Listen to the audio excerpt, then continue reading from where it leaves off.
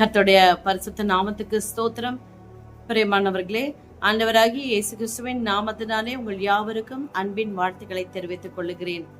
ஆண்டவர் சில நாட்களாக எனக்கு ஜெபிக்கும்படியான பாரத்தை கர்த்தர் கொடுத்தார். அதாவது, உன் வேண்டுதல் என்ன என்று மற்றவர்களுக்காக நீ என் சமூகத்திலே அமர்ந்து கேள்.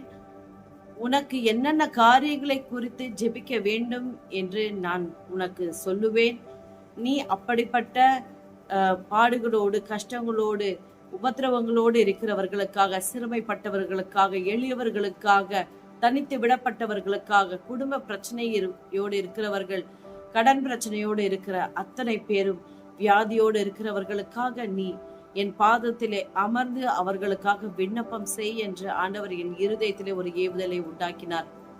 தேவ ஆவியின் சத்தத்துக்கு கீழ்ப்படியும் வண்ணமாக இந்த நாள் முதற்கொண்டு இரவு ஜபமாக நம்முடைய சேனலிலே நீங்கள் இந்த ஜபத்தை நீங்கள் கலந்து கொள்ளுங்கள். உங்களுக்காக பாரத்தோடு நாங்கள் ஜெபிக்கிறோம். இந்த நாளுக்கான ஜப விண்ணப்பம் குடும்ப சமாதானம். ஆண்டவர் உன் விண்ணப்பம் என்ன, உன் வேண்டுதல் என்ன என்று கேட்டார். அது குடும்பத்தின் சமாதானம் என்று என் இருதயத்திலே தந்தார். எனவே நம் குடும்பங்களுக்காக இந்த நாளிலே விண்ணப்பம் செய்வோம்.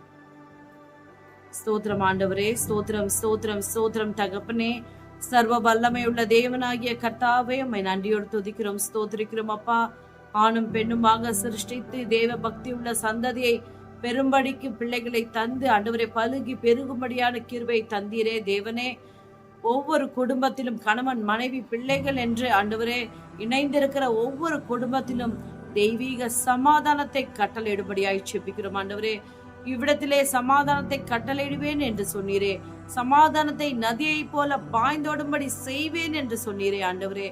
உடைய வார்த்தையின்படியே கர்த்தாவே, உம்முடைய பார்வைக்கு முன்பாக இருக்கிற ஒவ்வொரு குடும்பத்தையும் ஆண்டவரே சமாதானத்தினாலே, ஒற்றுமையின் ஆவியினாலே இணைத்து ஆண்டவரே ஆசீர்வதிக்கும்படியாய் கெஞ்சி மன்றாடுகிறோம். கர்த்தர் அப்படியே செய்து விட்டதற்காக உமக்கு நன்றி செலுத்துகிறோம். இயேசுவின் நாமத்தில் பிதாவே, ஆமென். பிரியமானவர்களே, தினமும் இரவிலே நாம் ஜெபிப்போம். ஒவ்வொரு காரியத்தை குறித்தும் ஆண்டவர் நம்மோடு பேசுவார். அதை நாம் ஜபமாக ஏறெடுத்து கர்த்தரிடத்திலே விடுதலை பெற்றுக் கொள்ளுவோம். உன் வேண்டுதல் கேட்கப்பட்டது என்று அவர் சொல்லியிருக்கிறார். ஆமென்.